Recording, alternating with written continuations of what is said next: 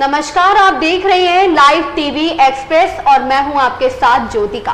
आइए रुक करते हैं खबर की ओर। डॉक्टर एसपी सिंह पटेल ने बताया अपनी घोषणा पत्र के वादे। विश्वनाथगंज में जनसभा के संबोधन के दौरान इंडिया गठबंधन के प्रत्याशी डॉक्टर एसपी सिंह पटेल ने अपनी घोषणा पत्र में किए गए वादों को बताया। कहा कि मौजूदा सरकार जनता की आम समस्याओं पर कोई ध्यान नहीं दे रही, सिर्फ पूंजीपतियों को बढ़ाने में ही जुटी है। अगर ऐसा ही 5 साल में भी रहा तो आम जनता की समस्या इतनी बढ़ जाएंगी कि उनका निदान असंभव हो जाएगा। साथ ही डॉक्टर एसपी सिंह पटेल ने जनता से अपने पक्ष और इंडिया गठबंधन के पक्ष में वोट करने की अपील की। विश्वनाथगंज में उनका सहयोग कर रहे कांग्रेस के वरिष्ठ कार्यकर्ता आरोपी वर्मा भी विश्वनाथगंज की जनता से अपील करते हुए नजर आए और साथ ही एसपी सिंह पटेल को आश्वस्त किया कि वे उन्हें विश्वनाथगंज से भारी मतों से विजयी बनाने का काम करेंगे। लिए चलते हैं कार्यक्रम स्थल पर और जानते हैं पूरी खबर। ब्यूरो हरिकेश चौरसिया के साथ। कैसे मंजर सामने आने लगे हैं, कैसे मंजर सामने आने लगे हैं, गाते गाते लोग चिल्लाने लगे हैं। अब तो इस तालाब का पानी बदल दो, अब इसमें कमर को लाने लगे हैं। ये बात एकदम फिट बैठती है वर्तमान सरकार पर, समाज पर, कि लोग क्या सोच करके 2014 में भारतीय जनता पार्टी को सत्ता में लाए थे और प्रधानमंत्री के रूप में नरेंद्र मोदी को स्वीकार किया था। उन्होंने जो जो वादे किए, किसी भी वादे को उन्होंने निभाया नहीं। हर वादे के उल्टा काम किया। जैसे न खाएंगे न खाने देंगे किया गया। जब भी लूट हुई सरकार ने और पैसा अपना चंद पूंजीपतियों को अलग अलग कार्यों से, अलग अलग माध्यमों से भेजा गया। आप लोगों ने देखा कोरोना काल में पीएम केयर फंड बना और उसके लिए पहले ही प्रधानमंत्री ने कहते इसकी कोई जांच नहीं कर सकता। ये कौन सी बात हुई? राइट टू इंफॉर्मेशन, कितने कानून आए थे जो कांग्रेस लेकर के आई थी। कार्यों की, सरकारी संपत्तियों की सीधे जानकारी जनता को होनी चाहिए, लेकिन उन्होंने पहले ही जब उसका जो है पीएम केयर फंड का जो है खाता खोला, उसके पहले ही उन्होंने अपना अध्यादेश बना लिया कि इसकी कोई जांच नहीं कर सकेगा। इसका मतलब वो घोटाला ही था, जांच नहीं कर सकता। इन्होंने सरकारी धन का इतना दुरुपयोग किया है, उतना कभी भी किसी सरकार के समय में नहीं हुआ होगा। लाख करोड़ रुपया पूंजीपतियों का जिन्होंने बैंकों से लोन लिया और उसको माफ कर दिया।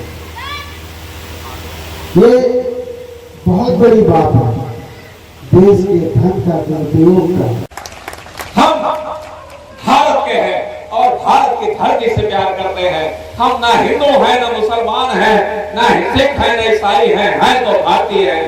और भारत का संविधान सबको बराबर का अधिकार देता है और बहुत बड़े सौभाग्य की बात है, भगवान श्री राम की कृपा तो मैं कहता हूं सचमुच पे प्रतापगढ़ की धरती पे, प्रतापगढ़ के जनपद वासियों पे हुई है। अगर 2024 में भगवान श्री राम के मंदिर में भगवान का स्थापना का कार्यक्रम हुआ है तो भगवान श्री राम की कृपा से भगवान श्री राम के परम भक्त शिवपाल सिंह पटेल का आगमन प्रतापगढ़ की धरती पे हुआ है। प्रतापगढ़ के विकास और उद्धार के लिए भगवान ने भेजा है। जा रहा है शिक्षा के क्षेत्र में एक नई क्रांति आने जा रही है प्रतापगढ़ में, रोजगार के क्षेत्र में एक नई क्रांति आने जा रही है प्रतापगढ़ में, और माताओं, बहनों और किसानों के सम्मान में जहां पीडीए के दरवाजे में विकास नहीं पहुंचा है, आदरणीय डॉक्टर एसपी सिंह पटेल जी का संकल्प है कि मैं दरवाजे दरवाजे तक विकास पहुंचाने का काम करूंगा। तो एक ऐसे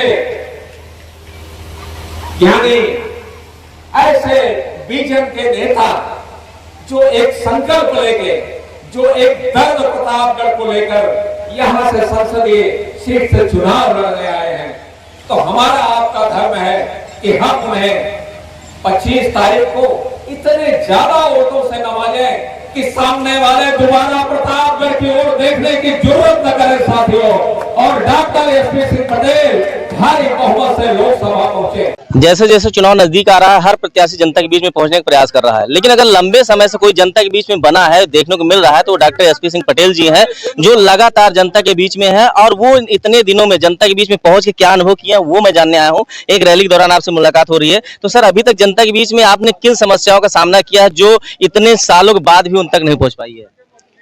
पहला है विकास का मुद्दा। विकास जो है ग्रामीण क्षेत्रों में बिल्कुल नहीं पहुंचा है, और वर्तमान सांसद ने तो कुछ काम ही नहीं कराया है। इसके अलावा बेरोजगारी की समस्या, युवाओं की, महंगाई चरम पर है, बेरोजगारी चरम पे है, और किसान परेशान है। तो ये सब मुद्दे हैं जिन पर हमारी जो है पार्टी चुनाव लड़ रही है, हमारा इंडिया गठबंधन चुनाव लड़ रहा है।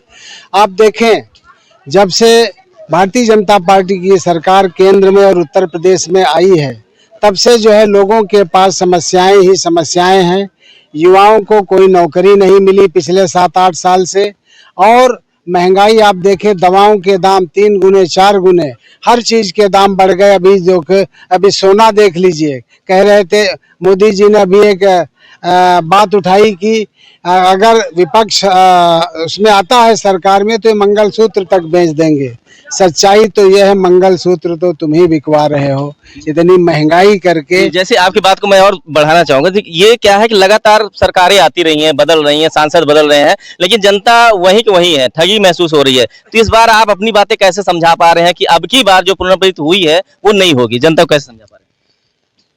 जब कोई काम ही नहीं हुआ, हर व्यक्ति परेशान है, युवा परेशान है, किसान परेशान है, बिजनेसमैन परेशान है। जब हर कोई परेशान है तो जबरदस्त एंटी इनकम्बेंसी सरकार के खिलाफ है। इसलिए जो है बदलाव निश्चित है। हम देखते हैं जनता में उत्साह है इंडिया गठबंधन प्रत्याशियों को जिताने के लिए। तो ये उत्साह जो है काम करेगा, और वोट जो है इंडिया गठबंधन के प्रत्याशियों के खाते में जा रहे हैं। आज तीसरे चरण का चुनाव है, और पिछले 2 चरण में इंडिया गठबंधन आगे था, आज तो जबरदस्त आगे जाएगा।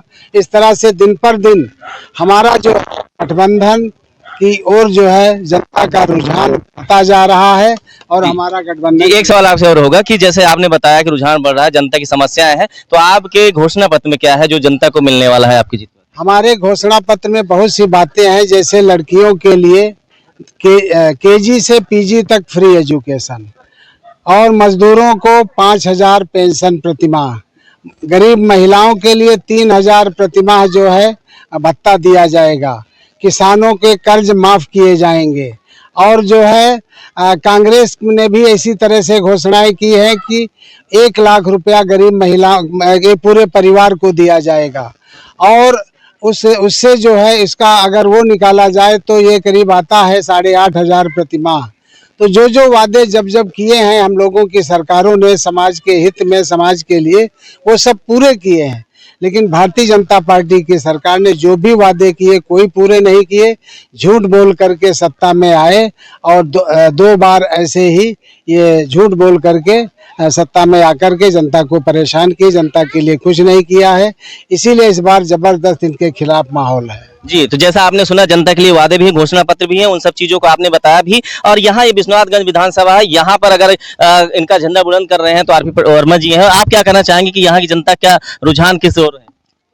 जनता यहाँ त्रस्त है। किसान, नौजवान, बेरोजगार और महिलाओं के साथ जो अत्याचार इस सरकार में हुआ है उसमें ज्यादा लिप्तता सांसद, विधायक और जो है भारतीय जनता पार्टी के जो है सारे पदाधिकारी। तो जैसा आपको बताओ कि पिछड़ा वर्ग और पटेल वर्ग ज्यादा है अपने विधानसभा में, विश्वनाथगंज में, तो क्या लगता है उनका रुझान इस तरफ है, या अनुप्रिया पटेल जो अपना दल की है वो भी दावे भरती हैं? देखिए, पटेल बिरादरी ने अब ये समझ लिया है कि अनुप्रिया पटेल ने हमारे लोगों के वोटों को बेच लिया है भारतीय जनता पार्टी के हाथ, और उनके दिल में दर्द है कि सोनेलाल पटेल के ऊपर जो अत्याचार भारतीय जनता पार्टी ने किया था उसका बदला लेने के बजाय हम लोगों को बेचा है अपने स्वार्थ के लिए। और दूसरी बेटी पल्लवी पटेल अपरोक्ष रूप से सौदा कर चुकी है ओवैसी के साथ, ऋषि पटेल जैसे प्रत्याशी को उतार के।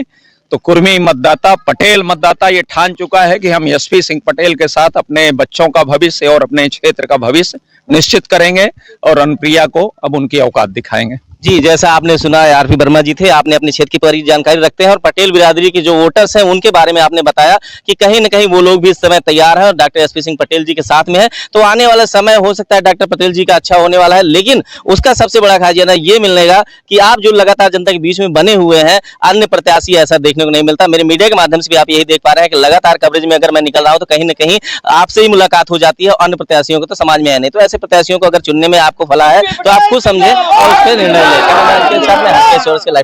नमस्कार, आप देख रहे हैं लाइव टीवी एक्सप्रेस और मैं हूं आपके साथ ज्योतिका। आइए रुक करते हैं खबर की ओर।